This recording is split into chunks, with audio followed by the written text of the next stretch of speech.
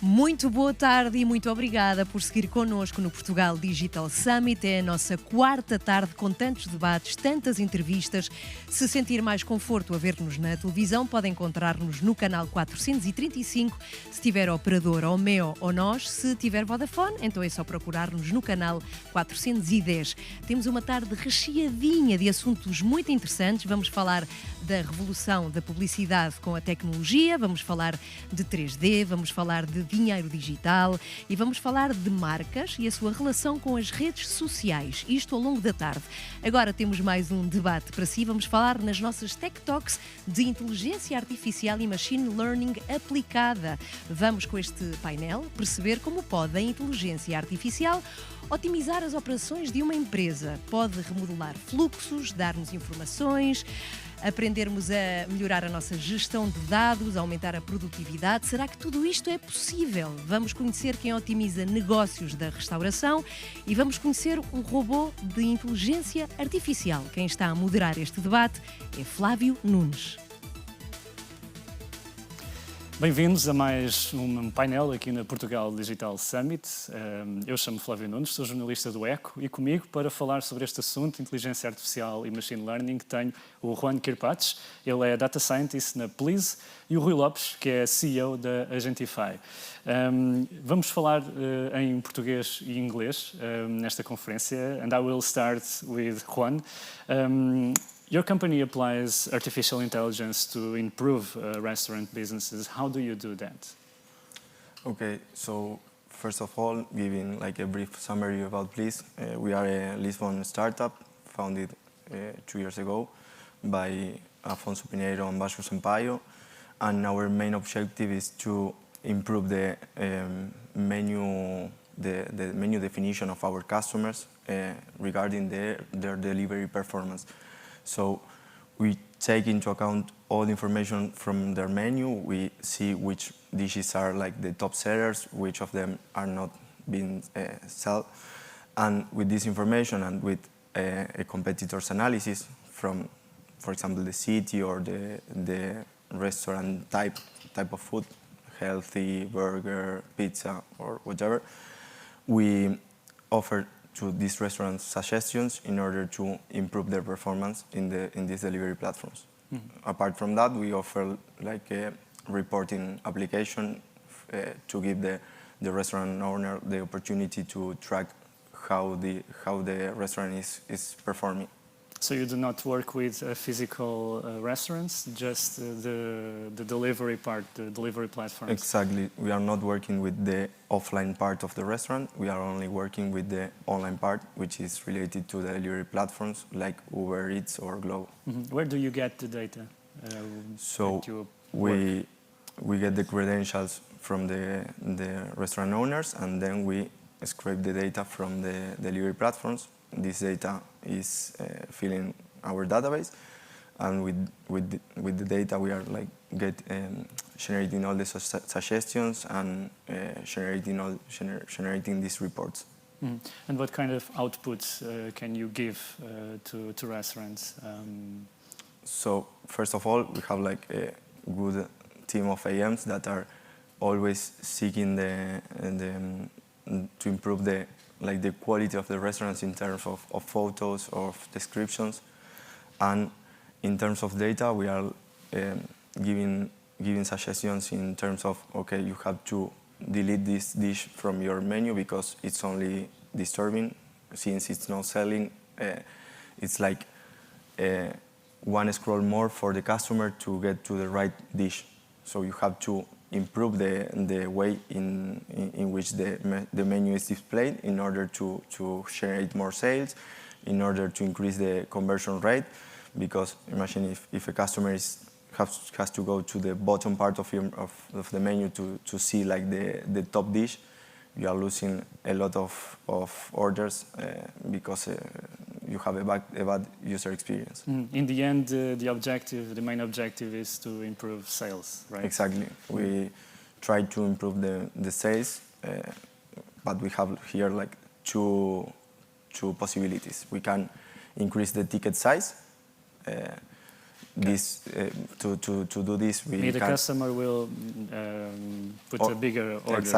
Exactly. We suggest the restaurant owners to create combos, for example, to redefine some prices of the menu, and in the other side we have like the volume of orders, which is really affected by the promotions that the restaurant is creating. So we try to also suggest which type of promotions are more convenient to the restaurant in certain period of time. Mm-hmm. And how does your company make money in that business? Okay, so our application is, our business model is working by each restaurant location. So for each restaurant location we are getting a mensual revenue, MRR. And then if this restaurant is operating with more than one delivery platform, we are charging an extra fee for each delivery platform that the restaurant has. So you get a commission, right? It's not the commission, it's like a fixed fee. Oh, okay, so okay. we are not getting a commission. I see. Thank you. Rui, a Gentify trabalha com... Não é um chatbot, mas é um assistente, como vocês o chamam. O que é que produto é este que a Gentify desenvolveu e comercializa? Como é que funciona? Portanto, a Alice é uma assistente digital com base em inteligência artificial e o objetivo é, portanto, oferecer aos clientes uma boa experiência de interação remota. Ou seja, nós estamos focados nos setores da saúde e da banca, e dentro desses setores a Alice acaba por ser uma espécie de Siri especializada para as interações e para resolver as questões ou processos que são necessários à distância com o cliente. Portanto, conversa com os clientes, neste caso. Uhum. Que tipo de funcionalidades é que ela pode trazer para esses dois setores em específico? Sim. Por exemplo, é possível fazer operações financeiras? Exatamente. Ou seja, na área da banca, a Alice acaba por ser a primeira assistente transacional por voz em língua portuguesa.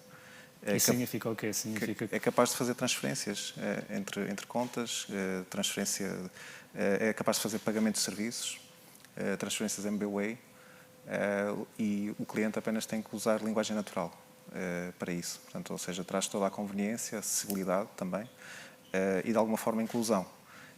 No caso da saúde, um dos processos críticos que é tratado tem a ver com marcações de consultas e exames, e as pessoas podem interagir com a Alice numa chamada telefónica ou por WhatsApp, dependendo de qual é o canal mais conveniente para cada pessoa, e com o objetivo então de fazer esse tipo de processos e de operações, ou transacionais, sejam na parte financeira ou transacionais na medida em que é fazer uma marcação, ou também pedidos de informação.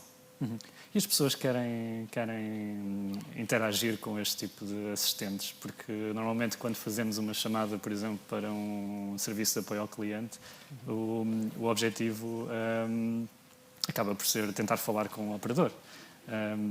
Sendo que há uma resistência por ser uma máquina com quem estamos a interagir. Por vezes há, e as pessoas muitas vezes têm razão em terem resistência, porque a maior parte das experiências neste setor, embora haja um grande hype à volta da inteligência artificial, a verdade é que ainda é difícil encontrar boas experiências quando experienciam este tipo de soluções.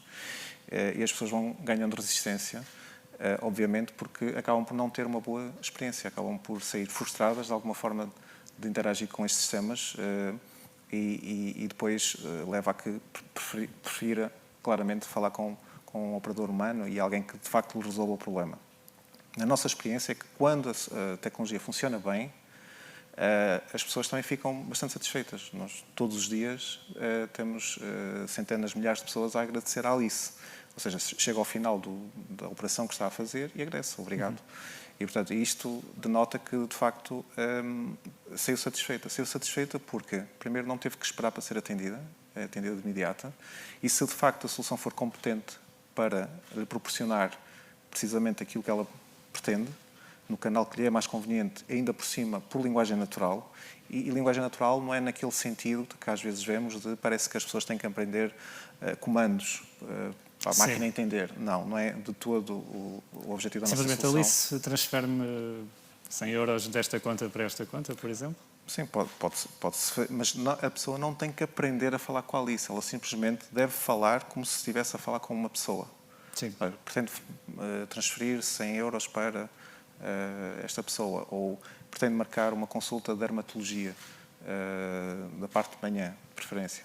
E, portanto, a partir daí, portanto, toda a conversa flui e mais uma vez, o objetivo é dar uma boa experiência. Claro que a parte de automação acaba por ser relevante para os negócios, mas esse acaba também por ser muitas vezes o risco, que é olhar para este tipo de soluções apenas como uma forma de automação.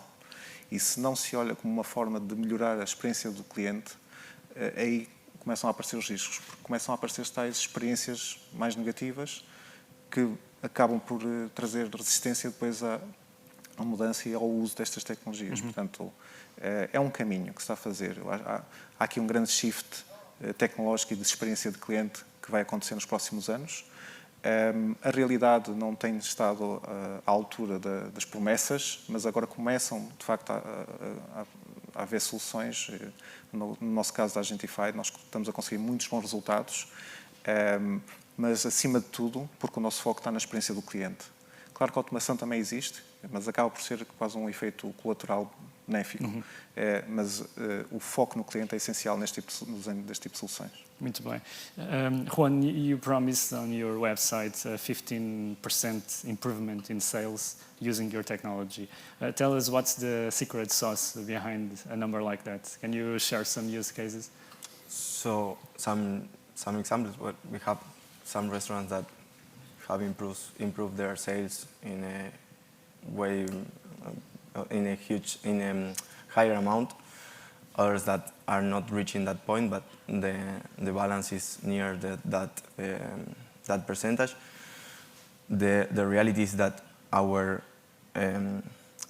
result is not immediate, so we have to analyze a huge amount of orders, a large period, and after that start suggesting the restaurant to improve in some ways the menu or to take some promotions, and obviously the final decision is in the hand of the restaurant owner. So we are suggesting these changes, but we cannot handle some externalities that the delivery sector has. For example, the seasonality. There are also some externalities for the restaurant. For example, the restaurant with promotions in the delivery area of the particular restaurant.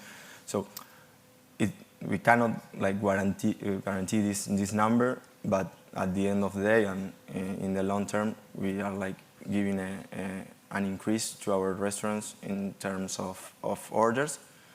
Obviously, if they follow our suggestions. Mm-hmm. I feel that sometimes humans don't entirely understand the outputs that artificial intelligence give them.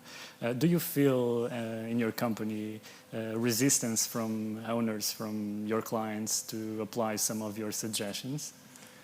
So I think that the restaurant sector is a bit resistant to technology right now. And we can see this problem with a lot of restaurant owners, especially from maybe small chains or individual restaurants. They don't believe that the delivery sector is going to give them a order flow. They think that the revenue is coming from their offline part. However, we have a huge number of success cases that are countering this affirmation, because right now there are a lot of restaurants that are only working for delivery. For example, we have the dark kitchens case, restaurants that are only working for delivery and don't offer the possibility to the customers to eat in the place. And also in Spain we have, for example, a huge number of restaurants that have a place to eat, but have like the major part of their business in the delivery sector.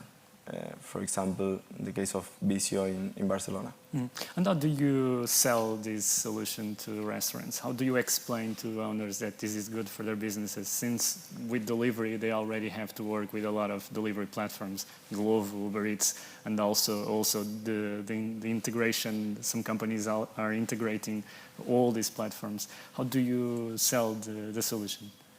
What's the arguments you give? We currently see a huge problem in the delivery sector, which is that the restaurants that are working with delivery platforms don't usually have an account manager, for example, to take responsibility on their account, and they feel that there is no customization. Exactly. Okay. They have no customer service, for example.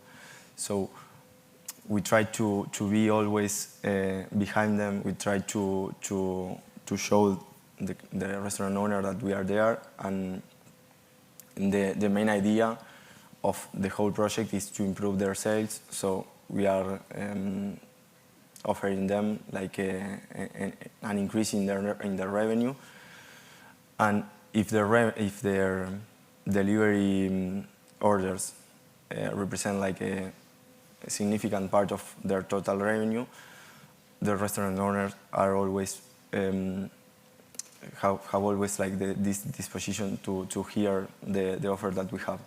And what's the next step for your company? What are you working on right now? So right now we have a huge amount of restaurants here in Portugal. We are expanding to Spain. The main idea is to improve our integrations with the delivery platforms, both in Portugal and then in Spain, and in the future maybe in another country. So the challenge is always generate these integrations with the delivery platforms that are present in the countries that we are launching, and also to deliver new features that are going to add value to our customers. This is like the main challenge. We have like we started working with the process that starts with the prototype. We test the prototype with the customer, and then if we work, we try to improve the prototype or like develop a full solution. And if it doesn't work, we roll back and we try another feature. Thank you. Rui, estava a falar há pouco deste shift que está a haver para a Voz. Há quem diga que a Voz pode ser uma das novas grandes plataformas. Fala-me um pouco sobre isso. Qual é a sua visão para este shift, para esta área? O que é que vamos estar a fazer daqui a uns anos? Nós vamos, ao longo dos próximos anos, vamos humanizar a tecnologia. E a Voz acaba por ser o último reduto, se quisermos, de experiência de cliente, não é? Portanto, pela primeira vez, não tenho que ser eu a ter que aprender a interagir com o sistema, não é? O sistema adapta-se à minha forma de comunicar e eu simplesmente falo e a tecnologia reage. E, portanto, para nós é um caminho claro que vai acontecer.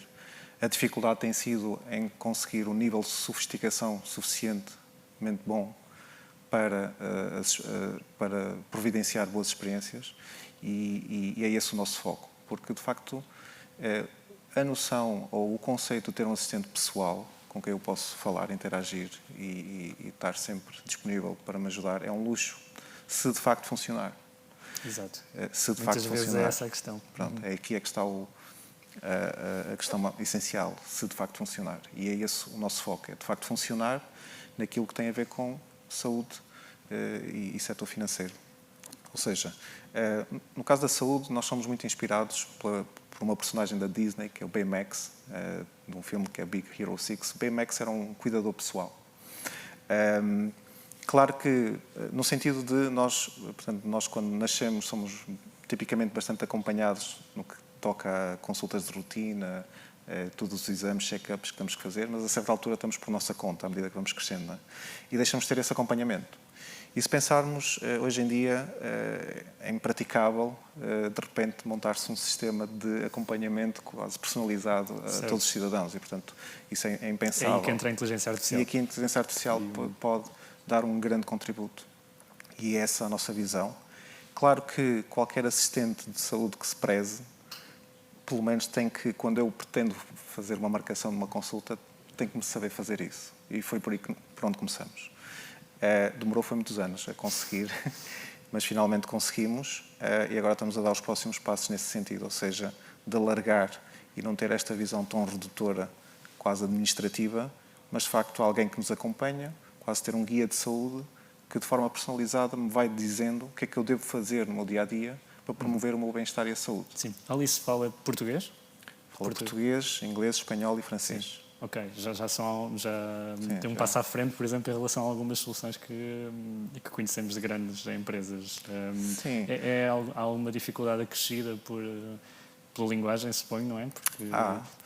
Não, por acaso nós até vemos muitas vezes muitas plataformas, entre aspas, deste tipo de soluções em que suportam 60 idiomas, 70, 80, muitos idiomas, mas depois não têm qualidade, depois não funcionam. Portanto, nós preferimos ter um foco em menos idiomas, um foco em menos setores, mas que de facto funcione bem e dê essa boa experiência. Mas para implementar uma tecnologia destas, suponho que tenham que recorrer a bases de dados de fornecedores externos, por exemplo, ou trabalham mesmo desenvolveram mesmo todo o modelo desde o início na parte do processamento da linguagem natural? Sim, ou seja, toda a parte da interpretação do pedido, ou seja, o que é que a pessoa pretende e a fluidez da conversação, portanto, aí é que está o nosso valor. Portanto, internamente, desenvolvemos algoritmos que nos permite, de alguma forma, ter um diálogo fluido com o cliente. E aí onde estamos, digamos, a diferenciar-nos. É por evidenciar um diálogo fluido. Quando eu digo fluido, há mais, mas pelo menos dois grandes aspectos. Um deles é, de facto, o robô, neste caso, tem que me entender quando eu falo com ele, principalmente por voz, porque não há qualquer apoio visual, não é? Portanto, não há botão que me salve. Ou entende o que eu estou a dizer, ou então vai correr mal. Vai correr mal. E depois também há uma questão de latência, ou seja, nós quando estamos em conversa telefónica, por voz, a interação tem que ser muito rápida. Tem que ser instantâneo. Tem que ser instantâneo. Enquanto que em ambientes de web chat ou de mensagens, nós já estamos habituados a esperar alguns segundos até que o outro interlocutor responda, não é? E até normalmente há o typing, aquela animação. Mas isso em conversação por natural, voz, não natural, pode. não é assustador. Era como fazer uma pergunta e esperarmos aqui 5 segundos 5 ou 10 segundos para responder. Awkward.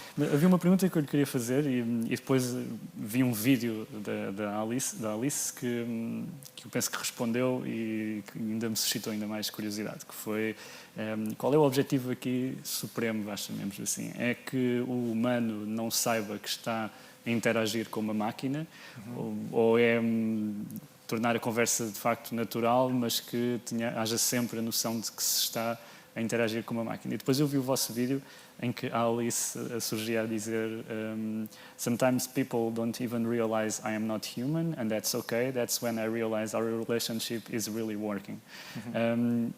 Esta naturalidade, o não se perceber que se está a falar com uma máquina, é uma das vossas principais medidas de sucesso?